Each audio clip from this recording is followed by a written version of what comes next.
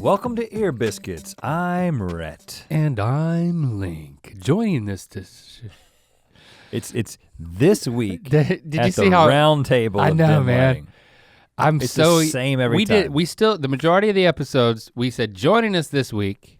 Yeah, but that was a lot. I mean, And then we was had a many while- conversations about changing while it. ago. We know I'm a creature of habit, but I need to be a creature of the new habit, which is this week at the round table of dim lighting. We're gonna open an envelope. Inside is something prompted by one of you Yeah. that will lead to a conversation down a metaphorical rabbit hole. And you know what? Could be a literal rabbit hole this time. I don't know. And you know what? There's a second envelope too that we also don't know what's in that. We might open one, we might open two. Just go with us on this journey once we open the envelope. But first, I would like to hear from you in how you're doing. Stop making that bass noise. Would you like to hear me make that noise more? It's like it's like an odd grunt mixed with like a subwoofer test. You know, every once in a while, like, so my mom has this habit where she will just be doing something that's not necessarily difficult, something that you would not, categorize as difficult. Like maybe she's just like Reading a magazine? setting a table, setting a plate on the table. Okay. And then she's like, it kind of like she's making some noises, and I think she doesn't realize she's doing it, but I've noticed it. It's just kind of making like voices of effort, even though what you're doing doesn't require effort. And so Jesse pointed out that I have started doing that. It's just vocalizing effort. I'll just be in a room with her, and sometimes I'm just like, and she's like, "What's wrong?" I'm like, "Oh, nothing. Did I do something?" She said, "You just went." And I'm like, I guess it just runs in the family. It must. So I'm curious. Have you noticed this about me? Well, I thought you were doing it to distract me from the question because you don't want to answer. I'm happy to. I'm happy to answer the question. I'm curious because you've been 10 days being the mom and the dad in the house. I'm glad you rounded it up to 10, although it was just 8. I'm glad that you did that. If it seemed like a double digit. Well, I didn't know if that didn't include travel days. Yep. So it did. It included travel days. My wife. She went on an excursion. She went to find herself, and there was a question if she was going to come back, right? The details that you have associated with the trip are interesting to me. They're all incorrect. Okay. She had a friend who was going to Africa for work, and a good friend of hers, and she was like, "I'll go with you." So she went to South Africa. Had a great time. She went to Cape Town? Yeah. And there's no water there. That's just a side curiosity, but the main curiosity they're running out of water, yeah. I have is because she's How did back. I do? She did come back. She right? made it back, yeah. What do you mean she made it back? She decided to come back. She was always planning to come back, okay. But because South Africa. I don't really know what city. She was in Cape Town. I don't know what city's more dangerous than another, but it has a reputation for being a place that you just don't want to. You got to watch your back. She actually told me a story of. She just went out by herself one day, and she was in like a relatively quote unquote safe part of the city, but a place that wasn't necessarily known for like violent crime because there's a lot of violent crime and robbery and armed robbery there. But that's not what I meant by she might not come back. No, but seriously, like she actually, she was kind of being dramatic, but she talked quite a bit about if I don't come back. Like we actually had a conversation about her funeral. Oh. Like she talked about details of her funeral, which was interesting. And I was like, "You're not gonna die. Don't just let's not talk about that. Just come back." But while she was there, she goes out one day by herself to the shopping area, and that's what it was called. She went to shopping area. a shopping area, Okay. like a one of the roads streets that's like known for its shopping. Okay. And there was a woman, like a woman who kind of came up to her kind of aggressively asking for money. And was kind of following her, but she kept following her. Like it was one of those things where you kind of say, no, I'm sorry, I can't help, but they continued to follow. And then she was getting a little bit freaked out, and then they have these public safety officers. So I don't know exactly what this is, but it seems like there are these people who are not exactly cops, not exactly, civilians who are stationed all these places throughout the city that are kind of just there to make sure that everything is okay. They packing? And I didn't ask her that question because I was thinking that, do they have guns? But I don't know. All I know is that a public safety officer kind of came up and told this woman who was like aggressively coming after Jesse. Oh, wow. To like back off. And then she walks a little bit further and another public safety officer comes up to her and she had on a backpack. Jesse had on a backpack and had on a very, very small necklace, like a necklace you could barely even see.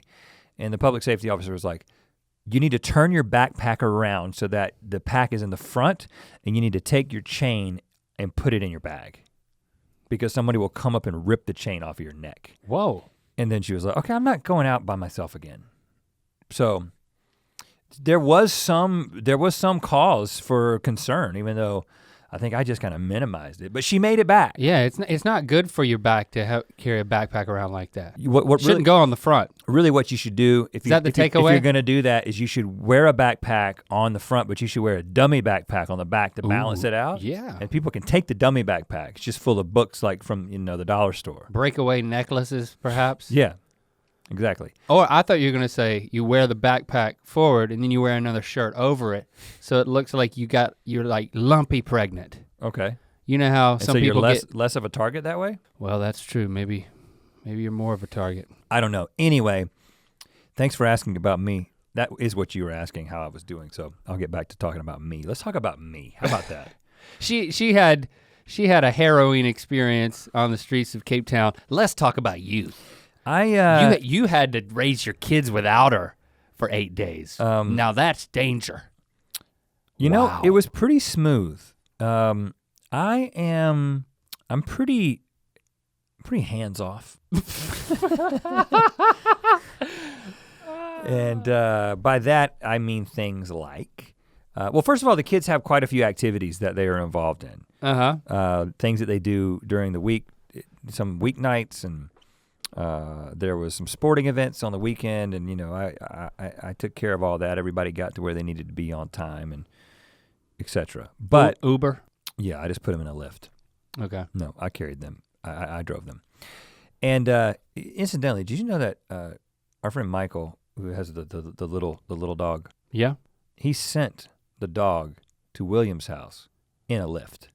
Did you know this? No. That's how he got the dog to William. Are you serious? He put the dog in a crate in a Lyft and sent it across town. When the Lyft shows up, you're explaining to the Lyft, hey, I'm not going, I just want you to take this crate with a dog in it to this house. And the driver didn't speak good English, and so he couldn't really, there was no real confirmation that everything was going to be okay, but it was just like, I have a dog, I put the dog in the car and I typed in the address, just take this dog to that address.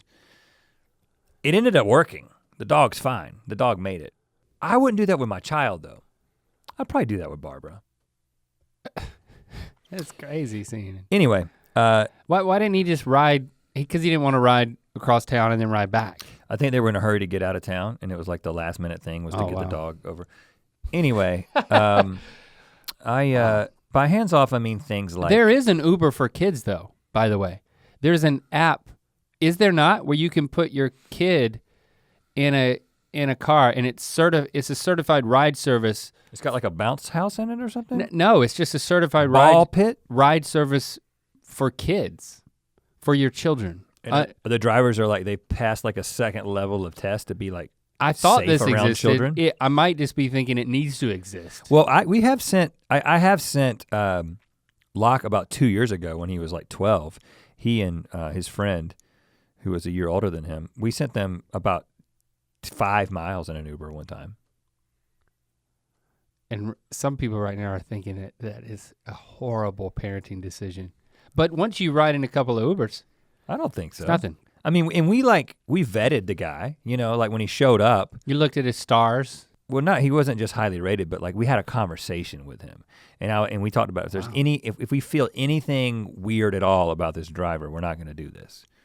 We didn't feel anything weird. I'm pretty surprised you still did it. Really? Yeah.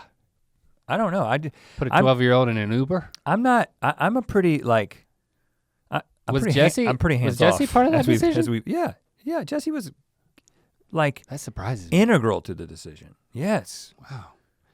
I mean, especially because it wasn't that far. It's not like, I mean, you couldn't just take your kid. I don't remember the circumstances, but I remember thinking it was a great idea. We should do it more often. So when I was taking care of my kids, so Shepard is really he's got a Switch, he's got a Nintendo Switch, and he spends quite a bit of time on that. Now, he has... Is that how you talk to him? He is Is there a way to talk to him through the Switch? Unfortunately, no. I limit him, well, I have parental control set up on the Switch, and one of the things you can do with the parental controls app is you can set a limit. Yeah. So I set 1 hour. If he decides to do it on a day, he gets 1 hour of time. Yeah, and I have that, I have like apps running on the kids' screens. Like there's a shared family laptop and like the kids that have phones, you monitor all that in terms of like time and stuff like that, so they do the homework and they're not just on screens. But here's the problem with it. It just gets to an hour and it sends him a warning. And it says, you have reached your limit for the day or whatever. So for Shepard, translation is, it doesn't shut off after that. It'll keep going. You can keep playing. So the translation is, good job, Shepard. Achievement unlocked. Yeah, right. And so I look at the app and it says, your child went 2 hours and 40 minutes over his 1 hour limit today. I'm like, well, what the crap is the limit for? You just gonna give Shepard a warning and that's it? No, he's gotta be, you know, but I did tell him, I was like, Shepard, by the end of, he did this for a few days in a row. And eventually I said, Shepard, if you go over the limit, if I get the alert that you went over the limit, then you can't play the next day. So did he stick with it after that? Well, we kind of came up with that plan like the day before she came back. Oh. Yeah, it took me a while to realize what was happening. You discussed the plan, but then you put him and his Switch into an Uber. Yeah. And then they you know, he looked up from the Switch, he was in Tijuana. No, I shouldn't have done that. But interestingly, I told him, I said, Shepard, you've got to get off screens. You've got to do something other than be on screens. You got to stop playing Zelda. That's his game. With his life. He's playing Zelda. And so I tell him that, and then 30 minutes later, I come into the kitchen and we have an iMac that's kind of off to the side of the kitchen. And he's watching YouTube videos about Zelda, like how to play Zelda. And I bet you he says what my kids say, which is, well, I'm not playing, so it doesn't count. I was like, well, it's still a screen. But the thing is, like Lincoln I'll tell Lincoln, well, I don't want you to be on screen so much, son. I don't want you to play whatever game you're playing. I know the games, but it's not worth mentioning at this point. And he's like, well, I don't want you to be on screens. He's like, well, I'm not. I'm like, what are you doing right now? He's like, well, I'm on Amazon. I'm just kind of looking at some stuff. But that's a screen. He's like, but I'm not playing a game. Well, I'm on shopping, it. Dad. I'm putting together my wish list. Right. That's what Shepard does. And that's different. It's not different. Well, but I will say. It is different in his experience. There is a distinct difference, and I think that studies show this. That's as authoritative as we get on the show. I think studies have shown this. At least my kids have told me studies have shown this. Studies. Playing games is a significantly different experience on your brain than just watching the television or movies. So like sitting down and binge watching something, your brain goes into a very, like you're not making any judgments, you're not connecting any dots, you're basically just kind of taking in this story versus a game that involves strategy.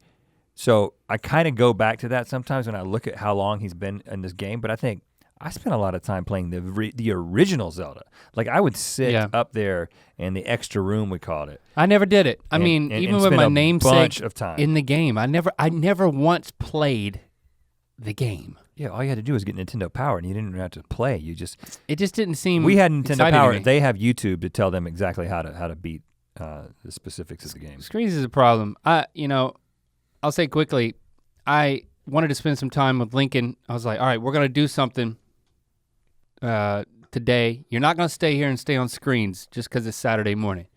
So I took him and a friend of his to a place where we played VR video games. That's what we ended up doing. We're not gonna stay here inside and to play video games and watch TV. We're gonna go to a facility where we have to pay to be on a screen. Okay, son? Yeah, we did that, and it was actually, and I took Lily too, so it was the four of us all with like the VR headsets on. Super cool. Playing in the same world, and it was a zombie shooter game where it's like you're in the desert of Arizona. It's called Arizona something. Arizona desert. And Arizona something. you can only move under this tent, but then there's like zombies coming from every which way. And let me tell you, it was fun. after it took 20 minutes for us to figure out how to actually start playing the game, I had a visceral fear response a number of times. To the zombies? Yeah, I actually felt like what I'm doing right now is traumatic, like shooting zombies. Like it was scary because they would crawl up. Were your kids scared? They would crawl, no. That's what's disturbing is that they weren't scared, but I was scared. They would crawl up to your feet when you weren't looking. If you're looking one way, and you'd literally turn around and look down and there'd be a zombie clawing at your ankles. Like I would jump. And then the three of them would see me jumping and cowering and. There's Dad. He's gonna be a great leader in the apocalypse. You could pick up a tennis ball and throw it at him. It you wouldn't did do that? anything. You were the tennis ball boy? Wouldn't do anything. Yeah, I'm interested in doing Very that. intense. Speaking of intense, I have every intention or every reason to believe that going down this rabbit hole is going to be incredibly intense. Is that a good segue? Oh, that was good. That was good. And now you're gonna say, but first? But first, we are gonna let you know where you can get these amazing shirts that we're wearing. Check it out. Be your mythical best baseball tee with the quarter-length sleeves. Hey, This is a good one. That's nice, man. It's got the like retro faded pattern there with a little like dot matrix action. Yeah. And then I've got another mythical shirt. It's a taco shell with a hamburger, cheeseburger inside the taco shell, and then it says Mythical right down here, as if somebody with the last name of Mythical was like the artist. And so it's like cheeseburger, will it taco? But it's also just a cheeseburger and a taco shell, which you ain't got to know nothing to know that's cool. Both of these and many more. We are putting out a lot of new designs, experimenting with a lot of different things, seeing what you guys like, and also trying to do some things like this shirt that I've got on, which isn't necessarily like, hey, I wear this shirt, and because I was the kind of guy growing up that I wasn't always into wearing the things that like identified me with something, like said that like, I'm a fan of this thing, but if it was more like, that's just a cheeseburger inside a taco shell, that's cool. Bring it on. I would be all over this. And I am all over it, and that's why I'm wearing it right now. You need to get all over it, mythical.store. It's all over you, my friend. Yeah. I'm grabbing the top envelope. I only want to pretend as if there is one envelope. Okay. I see that there's another one, but I don't want you to I think don't that want it to be in the back of our heads that we're gonna go to the second envelope. Well, unless the rabbit hole reaches a dead end. Well, not a dead end, a conclusion. I just don't want it to seem like a defeat if we open the second envelope. I don't want it to seem like, oh, we got to prove to ourselves we can talk one thing into the ground. Through the ground. Here it is. The one envelope. Mark M. I'm not gonna say his last name because I don't know what he's about to say or ask. Okay. And it may be incriminating. If you guys were stuck on an island and could only bring 3 items apiece and 1 mythical crew member. Oh gosh. Who and what would you bring and how long do you think you'd last? Now this has gotta be a team effort. I mean, this is like a freaking riddle here. What 3 things do you bring? This is not a, okay, and this is Mark Martinez. Mark, okay, all right, we're up to the challenge. We can figure this out. The mythical crew member thing is kind of tough. This can get a little dicey. You know what? We'll try to answer that too. Now, are we saying that Stuck on an island. Are we saying that this is one mythical crew member between the two of us, or we each get one? Well, we could bring 3 items apiece and one mythical crew member between the two of us. Oh, is okay. what I'm. Okay. So we can bring 6 things. And I think.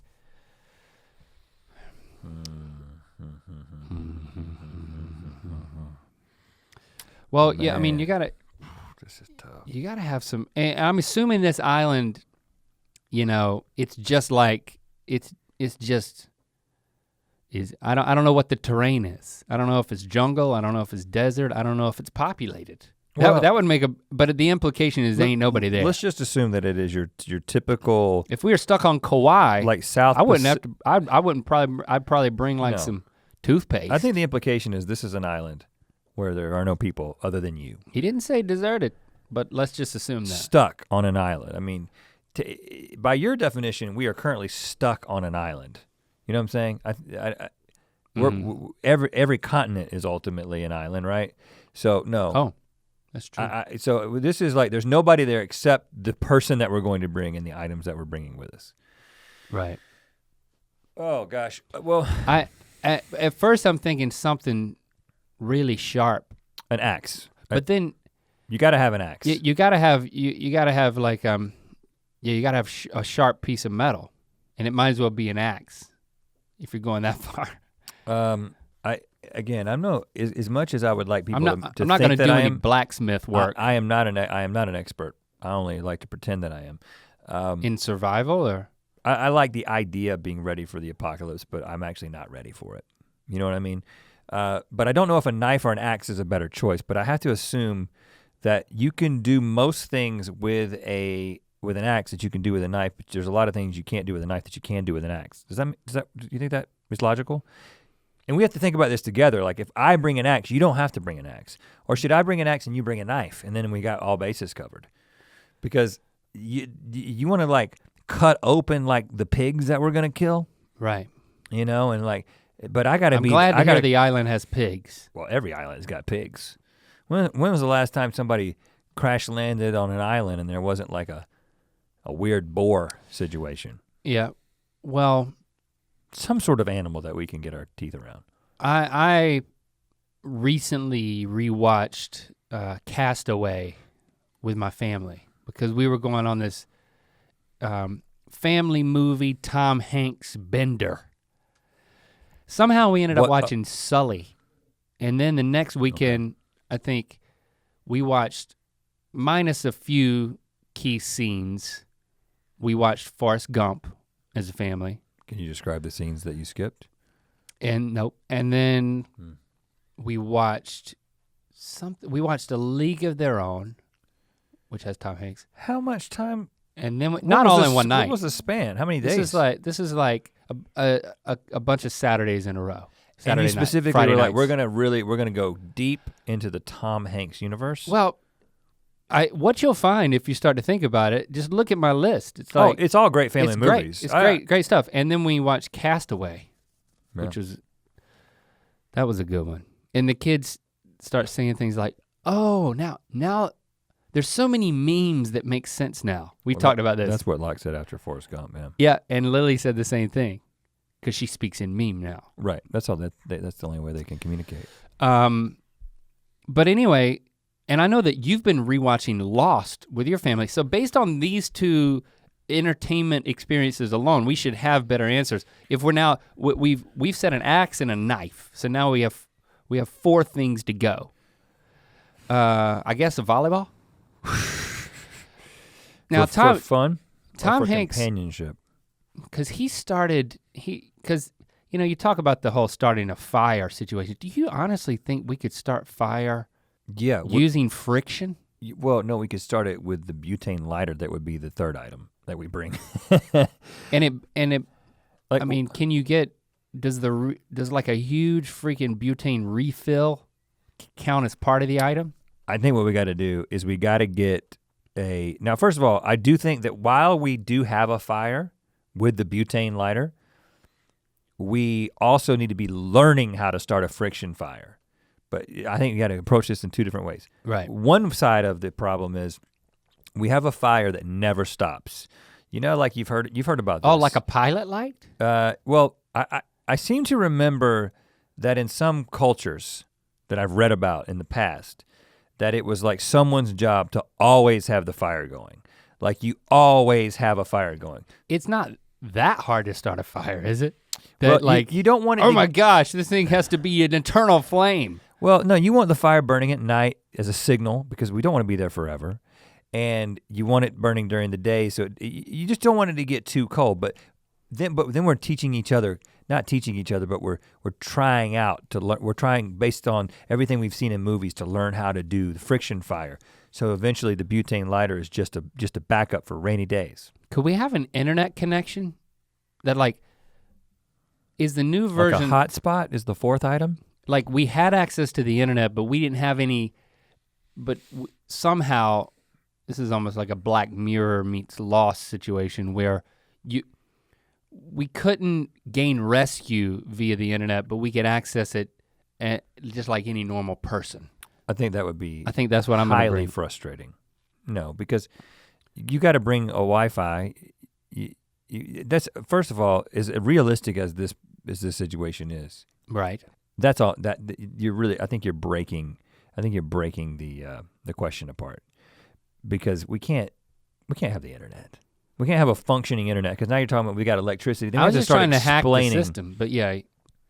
So we got two knives and we got some, I think maybe we don't have something to start a fire. But if we don't get a fire started in the first month, we could die. First week probably. Water filter. Like a something micron, whatever the number is that you need.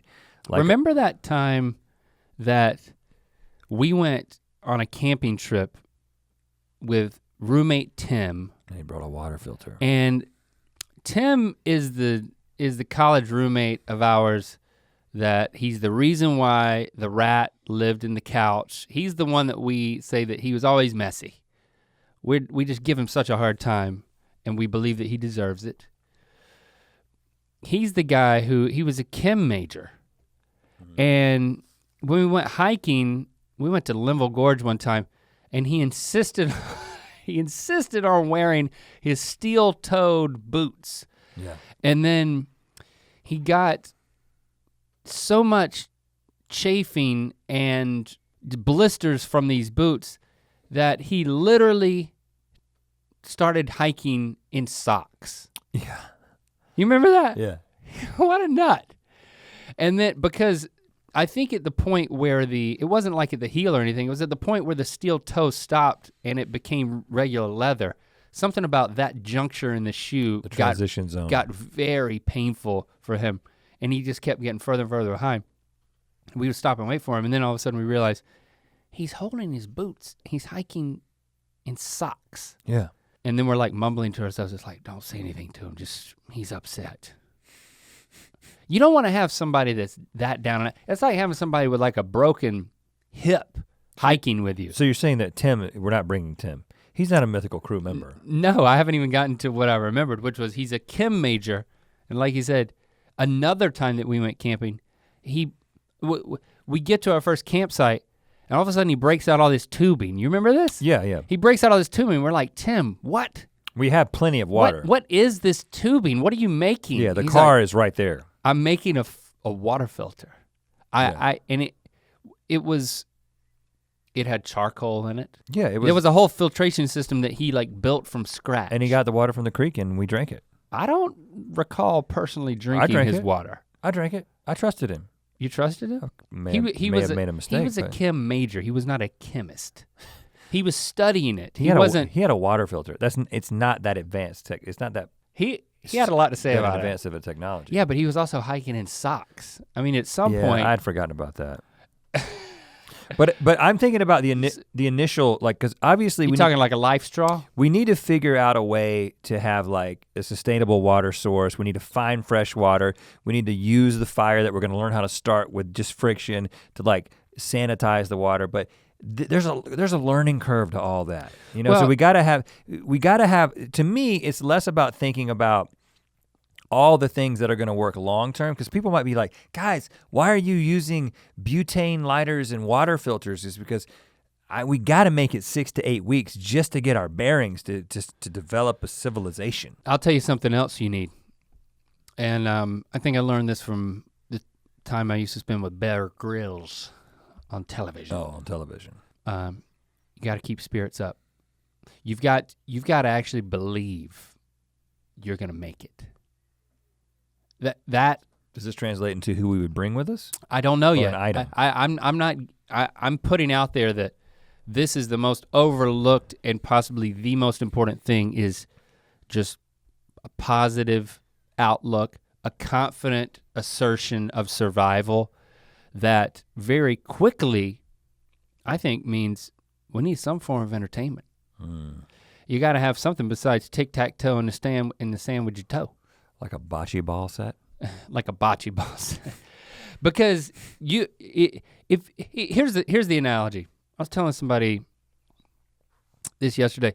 You know, we were hanging out with friends and our kids were there, our youngest kids, Lando and Shepard were there, and we sent them outside so that we could have adult time and like have adult conversation without them coming in and again. And then this was before you let Shepard get on his Nintendo Switch. You did a good job for a couple of hours there without letting him have it.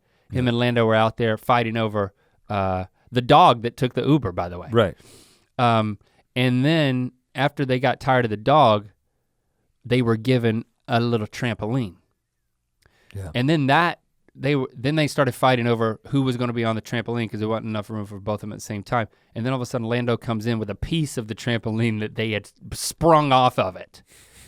So they sprouted a big hole in the trampoline because one side went boing. And when we were leaving later, it turns out that we were trying to put the trampoline back together because you want to leave everything better than you found it. We couldn't find this other piece. And I was like, you know what? It's really dark. I'm sure in daylight, I was talking to Jaden and I was like, I'm sure you'll find it. Is it like in other words, I'm not gonna stay here in the dark and help you look for it. It was a small, I never saw it. It was like a little plastic bracket that held. No, but it was a trampoline, like an exercise trampoline? Like that size? Yeah, but it was fancier than that and it had like little plastic brackets. But I said, I'm leaving, I'm not helping you look for this in the dark, but I'm sure you'll find it tomorrow in the light. But I said, you know what the key is? The key is believing that you will find it. Lots of times when you're looking for something, even if you got like a huge search party, and I'm not trying to be depressing, let's not talk about a missing child. Let's just talk about like a needle in a haystack, almost literally. And if you got all your friends coming over, I gotta find this needle in this haystack.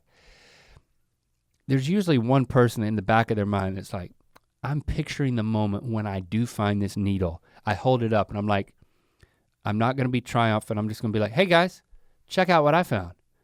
Everybody comes over and they all look, and they can't believe it. He's holding the needle that was hidden in the haystack. And he's thinking in his mind, when everybody comes over, I'm just gonna be like nonchalant, and then everybody's gonna be like, he found the needle in the hay, he found the needle, come over, he found the needle. And projecting yourself into that situation as the hero that found the needle, all you need is one person in a group who believes that they can manifest that situation. But in our and situation, you know what are we believing? You'll find the hero. You'll find the needle. What are we believing? And the hero if you're not him. Are we believing that we'll be rescued? We're believing that we will survive. But how does this translate into an item? If you're confused by my speech, it's not gonna work when we're out on the island. I'm giving it to you again. Because I'll be like, remember on the podcast when I talked about the needle in the haystack? All we have to do is believe that we will survive. Well, right? I think what the you're talking about, analogy with the needle is that we will not die. But I agree in bringing a can-do attitude, but that doesn't count as one of our items. We need an item that at our lowest point gives us a can-do attitude. A bocce ball set's not a bad idea, but it's kind of stupid. So let's get smarter than that. We can create a bocce ball set out of the correct size rocks. We can do that. What? Not really. I think that we've got, one of the 6 items needs to be something that it's a hope giver. It needs to be like, again, for Tom Hanks, it was the volleyball. It was Wilson. Well, I think with the knife, we could carve things and you've got art. You know what I'm saying? I'm trying to think of ways to double down on some of the items. Mm-hmm. We could do tree art. We could become experts in like carving weird things into trees, and that would be our entertainment. We could actually create little, we could do, I don't know who our third person is gonna be. We gotta answer that question in a second. But the three of us, we like do voices. We have a whole forest. What we could do is have like a forest of characters. You carve the different characters, and then we create our own entertainment system that's just us voicing different trees. An entertainment system. We call it the entertainment system, and it's just a section of the forest. It's just see, I've answered you. And, a sculpture and garden? we can create a whole play that is about you can do it. You can find the needle. It could be about finding a needle in a haystack. It could be about being rescued. It could be about starting a sustainable civilization. Right. That's all in our imagination. And with the axe and the knife, I mean, the more I think about it, we might need like a second axe. You know what I'm saying? We could call it knife flicks. Knife flicks. Yeah, it's like we're watching the stuff we've made with our knives. Yeah. We could knife flicks and chill. So what? We got to talk about that third person. Let's come back to the other two items, because I think we're gonna get into some, this could get a little weird here in a second. Oh, is that right? Yeah, right. Because you have to ask yourself the question, is the point of the third person just for us to survive, or is this, do we need to populate the island? I mean, I'm just saying that is a legitimate question. If we can just agree right now that this is not about populating the island. No, Rhett, let's make it about populating the island. Let's choose an employee. Let's freaking, what? What is wrong with you? I'm just throwing everything out there just so we can make the best choice. This is not, first of all, okay. We would never talk about this if we weren't being recorded, but I want to remind you that we are. This is being distributed. Hold on, this is one of the episodes that's going on the internet? This isn't for the private collection? Even you just bringing that up for comedic effect is problematic. I thought that 1 out of 4 episodes was for the private collection. Sorry, I forget this. Okay, so we're not gonna populate the island. I'm 40 years old and you're an old fart. Hold on, we both have vasectomies. I mean, what are we even thinking? And that's your reason that we're moving on? We'd have to bring a doctor who's the third person who can reverse our vasectomies. He has to have the tools that he needs to reverse the vasectomies. Why's it gotta be a he? Well, it's gotta be a she, because then we have to impregnate the I doctor. know. We have to. You're exactly right. We need a female doctor. Right. Who works for us. What? The medic.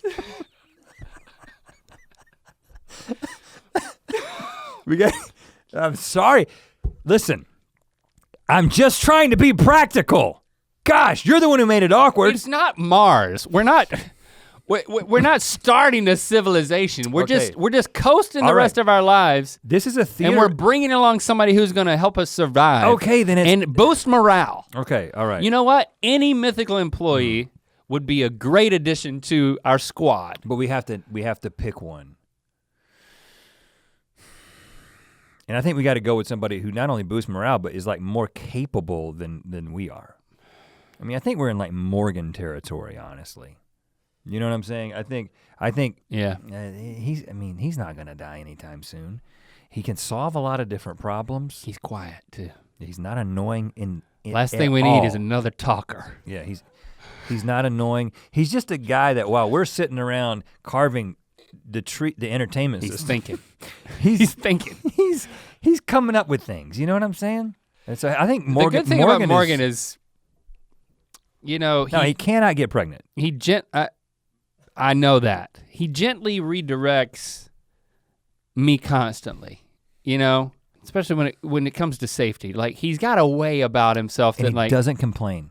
Cause you guys know that I can't have, I'm not allowed to use a knife on Good Mythical Morning.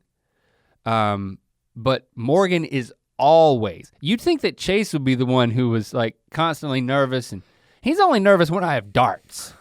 Like Morgan, before we start rolling on an episode, he'll like come up if there's anything that I could really hurt myself with, and like he always has a way to just kind of gently bring me to a realization of what's best for you. What's best for me. Yeah, and I'm glad he's there, so I don't have to.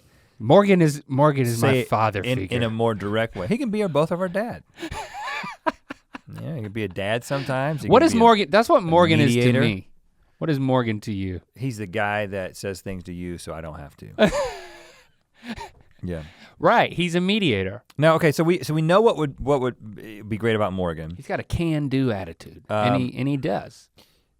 He has a can-do attitude, and then he does. Now Jordan, a newer Mythical crew member. Yeah, he's fresher. He could be Cotton Candy Randy some days.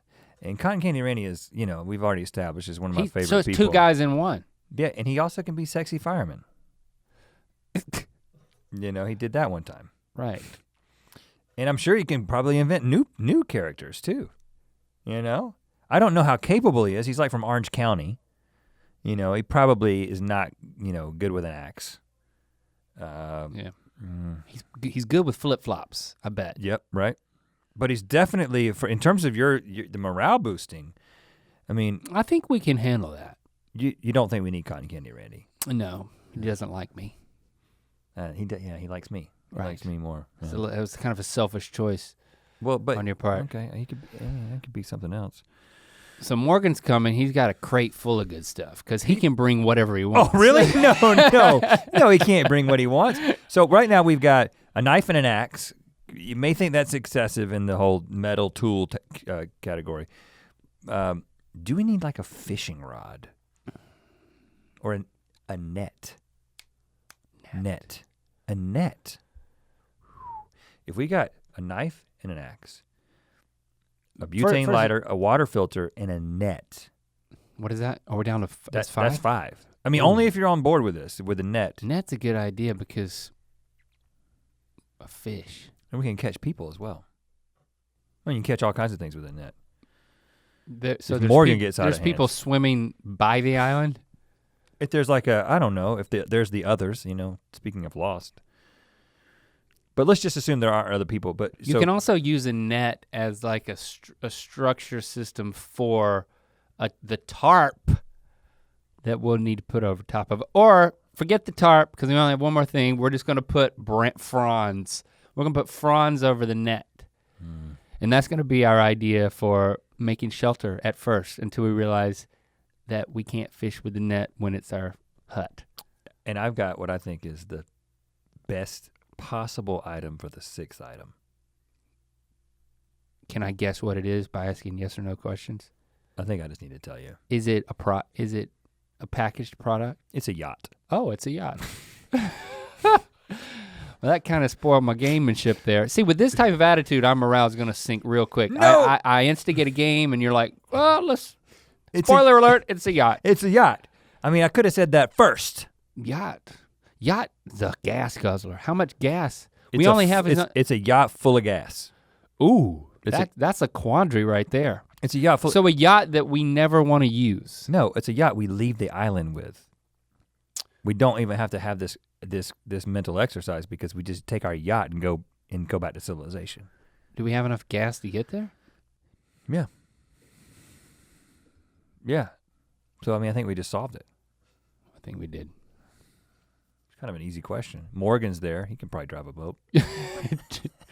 Drive a boat. We're gonna give him special training. We're gonna get him on lynda.com yacht training series, video series. You want to go to the second envelope? I can tell. You do. I can tell. When you brought up the yacht, you were like, I'm done with this question. Mark, thanks for that. Thanks for helping us think through it. There's survivalists out there who have gouged their eyes out listening to that conversation. Oh, well, yeah, if you know anything about surviving, let us know how good our first 5 choices were. Yeah, that's what I want to know. Because I have no idea. This is from Myra. What is it about certain foods that makes them only fitting for certain times of day? Is there some bodily circadian rhythm related function happening that makes us only want pizza for dinner and not breakfast? This is a great question. I have thought about it. Well, first of all, you have thought about it?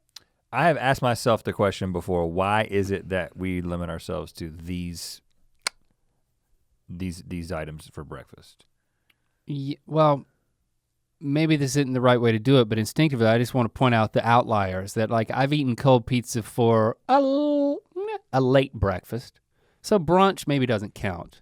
But like a bona fide, I'm getting up at my normal time in my normal routine and I'm gonna eat a slice of pizza for breakfast. Like hot pizza, like order fresh out of the bag type of thing. That does sound weird. But whenever we're like, as a family, we're like, all right, what do you guys want to do before we watch another Tom Hanks movie? What do you want to eat for dinner? And if anyone says, breakfast for dinner, immediate eruption and celebration. What? Breakfast for dinner! Woo! It's like a gleeful subversion of all societal expectations rolled up into the perfect meal. And it's a beautiful thing to subvert dinner with breakfast, but subverting breakfast with dinner is just nasty. Right. So I think there may be a clue in this. Well, I think maybe we can zero in a little bit. What is it about eggs? Let's just talk eggs. Okay. How did eggs become associated with being eaten in the morning? The rooster crows. Right, is it? And the hen lays. Is it the fact that, isn't it true that hens lay eggs every day? Like they lay an egg every day? I believe so, roughly. Which is just a fascinating thing that as often as you take a dookie. Yeah, but think of, exactly. So like chicken dookies out an egg. A freaking egg that has a shell. And a lot of dookie too, by the way. Yeah, but in addition to the dookie, they have these little eggs that we can eat. Manufacturing centers for eggs. Now, you can leave it. Is it because you go out in the morning, you go to the chicken coop and you've got food for that day, like and you might as well just eat it now, and so we just begin to associate it as a culture with eating it in the morning? Because I'm gonna throw it into before refrigeration. So we're talking the cultural norm of eggs. But you can leave an egg out all day, easy. You can leave it. But not weeks or whatever. Days. You can store them up. You can leave it. A hen can lay only one egg in a day, and we'll have some days when it does not lay an egg at all. Right. So it's not like clockwork every single day, but they can lay an egg every day. It is possible. According to Jacob's laptop. I was in this. That's what I thought. I think it has some. I think maybe we should have brought Jacob with his laptop to the island. I'm sorry, you're sitting here the whole time and we didn't even consider taking it. That's one item and one person. Man, that had to have hurt. Can you drive a boat? I think Morgan's the better choice. Okay, right. Yeah, you agree with Morgan. I would take Morgan. Okay. Well, and you're glad we're not dragging you to the island. Because by the way, we freaking drug Morgan to the island. The whole time Morgan's like, guys, I could have been back living my life, but you chose me to exile on this island. He would hate us. You want to go back to the other question? I'm sorry, Jacob. Because I want you to come to the island. Because I think we're onto something here. I do too. Go ahead. And the question is, are eggs? If we're right, now first of all, it's cultural norms. That's what I'm getting culturally, people eat different things in different places. When I was in Eastern Europe, I remember that they ate a lot of like salamis. Like breakfast would often be like what we would call a charcuterie plate. You know what I'm saying? So like assorted cheeses and meats. And it isn't that we don't eat meat and cheese for breakfast, we do. But like the way that it was presented was very much like, this is new, this isn't the way that we think about breakfast. But in other cultures— they'll also serve that as dessert instead of dessert, like a charcuterie plate. Yeah, cheese can be part of dessert. Which is weird to me too. But is it the case that everywhere on Earth, eggs are a part of the breakfast meal? Because then it would hold what we just talked about. If it's true that the reason that eggs are associated with breakfast is because people go outside and the eggs are there and they're fresh and they just came out of the the hen and then you go and you eat them, then that should be true throughout the world. Why wouldn't that apply just as much to dinner though? It's like the last meal, you know? Because you go out there and see if it laid an egg. It laid an egg. When I went to Granny Caps's house, which is my ex-stepdad's mom, every other Sunday when he was still married to my mom, we'd go to his mama's house for Sunday fried chicken. Well, first of all, occasionally the fried chicken would be one of her chickens that she had, of course, lopped the head off of and fried. But most of the time, store-bought chicken. But I would go out into her chicken coop after lunch every other Sunday and get the eggs for her. That's an experience I had. And what I'm saying is it was after lunch. It was after lunch. And she didn't go. But you could have gone in the morning. Well, I wasn't there. Well, okay. Maybe she left them for me as a treat for me to find. Let's approach this from a different way. So here in the U.S., there's a few things that we consider normal, right? If you get a salad, you have the salad before your meal, and then you have your main course, and then you have a dessert. Now, dessert, as we've actually talked about on the show before on GMM, scientifically, one of the reasons that you always feel like you have a little bit of room for dessert is your stomach actually responds differently to sugars and fats. So sometimes you're eating a meal that's got a lot of fats in it, a lot of animal protein, cheese, that kind of thing, and you kind of get to a place where you're like, I can't eat another bite of this burger. I can't eat another bite of this cheesy, fatty thing that I'm eating as my main course. And then somebody breaks out the chocolate pie, and you're like, oh, I got room for that. I'm gonna open up my dessert stomach. And you literally, scientifically do have a dessert stomach. It's not a second stomach, but when sugar hits your stomach, it actually causes it to expand a little bit. So it actually makes sense that you follow up fats with sugars. Now, salads, we start with salads, but that is not that's a cultural norm here, but that's not a cultural norm elsewhere. I remember my sister-in-law who married Chris, who his dad is Palestinian and his mom is Lebanese. And like they kind of were introduced to a totally different cuisine, like Ashley was through this. And they were going to these meals and they were all eating like a salad after their meal. Really? Yeah, and I don't know if that was just something that was, again, I don't know if that was something that was isolated to them, but the sugar thing makes sense, but I think that our choices for when we eat things, I think a lot of it may just be completely determined by all these different factors. And if you just like raised the kid up and said, eggs are going to be associated with the evening, and then really hearty meals are gonna be associated with the very beginning of the day, I'm just throwing it out there. Do you think that would backfire? Do you think that trying to give somebody a really hearty, fatty, meaty meal at the beginning of the day is like their just body's not ready for it? So you gotta go with something a little bit lighter? Like cereal? Well, it could be debilitating. You know, I think, you start to feel like you can afford to indulge in something that's like a gravy-based meal at the end of your day when afterward you're just gonna pull the lever on your recliner as opposed to you're gonna pull the knob on your door and encounter life. Yeah, you gotta go do your job. It can't be something that requires too much from your body. Yeah, I remember the hardest I ever worked physically was, I wrote about this in the book of Mythicality, like farming and barning tobacco that one summer for my Nana's brothers. Yeah.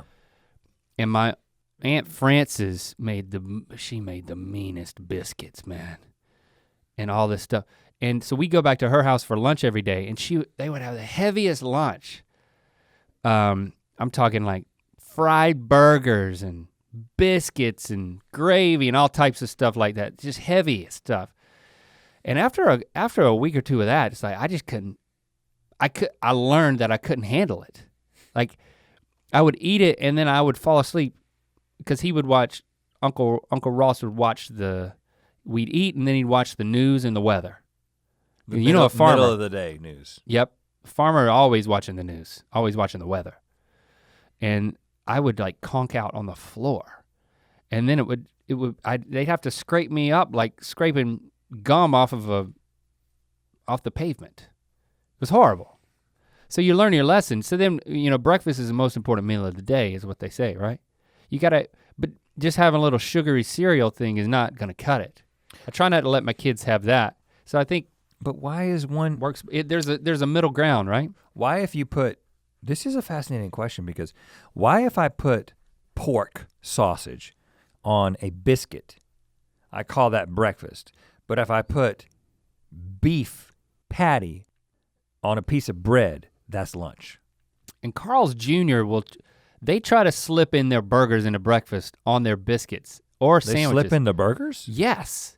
If you go to I haven't Carl's seen Jr. or this. Hardee's, they'll have all the typical breakfast stuff, and then you could add a burger patty to any of it. And some of it they have pictures on the breakfast menu.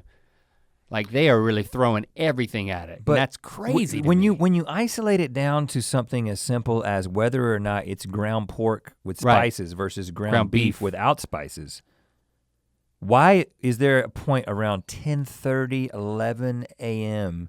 where all of a sudden you can make this transition? It doesn't make any sense. I think that there are some real contributing scientific, cultural things that like contributed to it. But at this point, it's arbitrary. There's no difference between the way pork tastes at 10:30 or the way it tastes at 11 o'clock. When do they stop serving breakfast at McDonald's?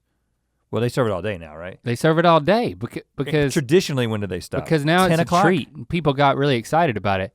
And again, I think breakfast I think it's 11, but to maybe 10:30, but breakfast can push on and It can everyone's go gonna anywhere. celebrate it. Breakfast can go But anywhere. bringing that like eating lasagna for breakfast. Yeah, that sounds crazy. They don't even do that in Italy, do they?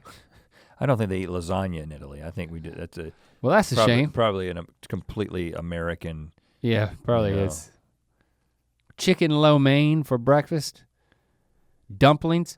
Like when we went to New York, Stevie was all excited about taking us to that The dumpling place. the dumpling place for breakfast, right? and I loved it because I had a hard time. I can. That's because I'm just it's just an association. Your body knows somehow. I can't I wish I could explain it.